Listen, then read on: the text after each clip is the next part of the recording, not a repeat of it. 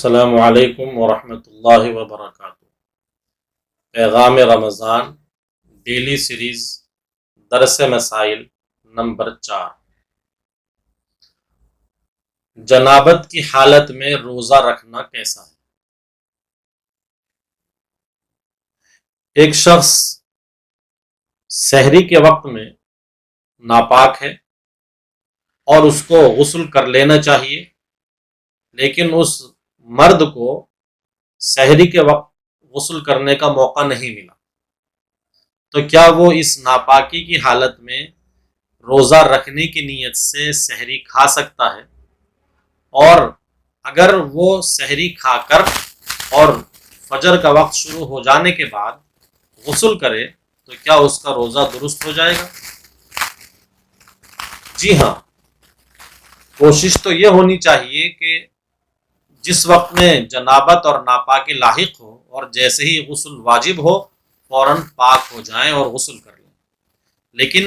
اگر ایسے وقت میں آنکھ کھلی کہ سحری کا وقت ختم ہونے میں چند منٹ باقی ہیں،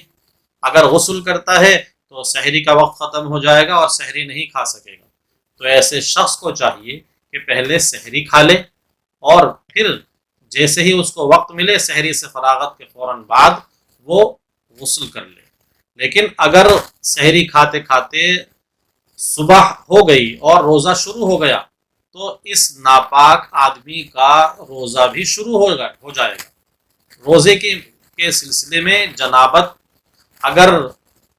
پہلے سے پیش آ چکی تھی اور روزے کا وقت شروع ہو گیا ہے تو روزہ اس حالت میں بھی شروع ہو سکتا ہے، یعنی ناپاکی کی جنابت کی حالت میں بھی آدمی اگر روزے دار رہے اور روزے کی نیت کرے تو درست ہے،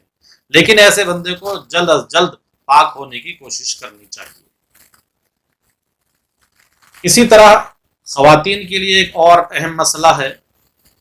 حیض اور نفاس کی، جو مہینے کی ناپاکی ہوتی ہے عورتوں کو، یا بچے کے پیدا ہو جانے کے بعد عام طور پر جو عورتوں کو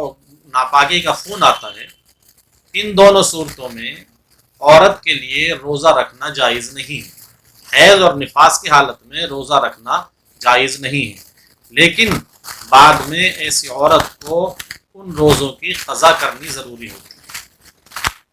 یعنی حیض و نفاس کی حالت میں روزہ شروع کرنا بھی جائز نہیں ہے اور ان حالات میں روزہ رکھنے کی کوئی گنجائش اور اجازت نہیں ہے، بعد میں روزوں کی قضا کرنا ضروری ہوتا ہے۔ اسی سے متعلق ایک اہم مسئلہ یہ بھی ہے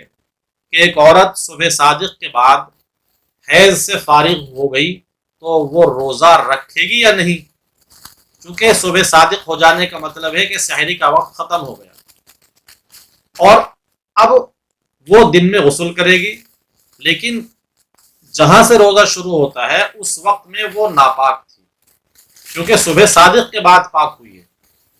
تو گویا سحری کا وقت ختم ہو جانے کے بعد اور روزے کا وقت شروع ہو جانے کے بعد یہ عورت اپنی اس حالت سے نکلی ہے اور اس نے ابھی غسل بھی نہیں کیا ہے، تو چونکہ اس کے حیض کا وہ حصہ جو صبح صادق کے وقت میں پایا گیا ہے وہ اس کے روزے کے لیے مانع ہے، تو گویا یہ اس دن روزہ نہیں رکھ سکتی۔ جو عورت حیض سے صبح صادق یعنی سحری کے ختم ہونے کے بعد فارغ ہوئی ہے تو وہ اس دن کا روزہ نہیں رکھے گی، بلکہ بعد میں اس دن کی وہ قضا کرے گی۔ البتہ بہتر ہے اگر ایسا کر سکے کہ وہ روزے داروں کی طرح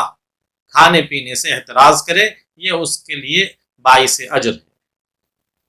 اور اگر کوئی عورت صبح صادق سے پہلے حیض سے پاک ہو گئی تو اس میں کچھ تفصیل ہے جس کی 3 شکلیں ہو سکتی ہیں۔ اگر وہ 10 دن مکمل حیض میں رہ کر پاک ہوئی ہے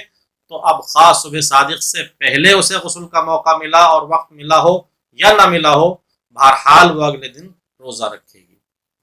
دوسری شکل اس کی یہ ہے، اگر 10 دن سے کم میں پاک ہوئی ہے تو دیکھنا یہ ہے کہ صبح صادق سے پہلے وہ غسل کر کے پاک ہو سکتی ہے یا نہیں۔ اگر اتنا وقت ہے کہ پاک ہو سکے تو اس پر اگلے دن روزہ رکھنا ضروری ہوگا،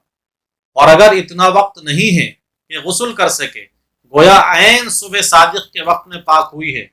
اور اس کے پاس غسل کرنے کا بالکل کوئی موقع نہیں ہے، تو اب اس پر اگلے دن روزہ رکھنا جائز نہیں ہے بلکہ بعد میں قضا کرنی ہوگی۔ چونکہ یہ مسائل خواتین سے تعلق رکھتے ہیں، اس میں عام طور پر لوگ پوچھنے میں اور بتانے میں کچھ حیا اور حجاب بھی محسوس کرتے ہیں، لیکن چونکہ یہ شرعاً ایک شریعت کا مسئلہ ہے اور اس کا تعلق عبادات سے بھی جڑا ہوا ہے، تو بہت سی مرتبہ لا علمی اور ناواقفیت کی وجہ سے عورتیں روزہ قضا کر دیتی ہیں یا چھوڑ دیتی ہیں، جبکہ ان کو اس حالت میں روزہ رکھنا چاہیے تھا۔ ان مسائل میں احتیاط کے ساتھ میں اچھی طرح چھان بین کر کے عورتوں کو عبادات کا اہتمام کرنا چاہیے، اور اگر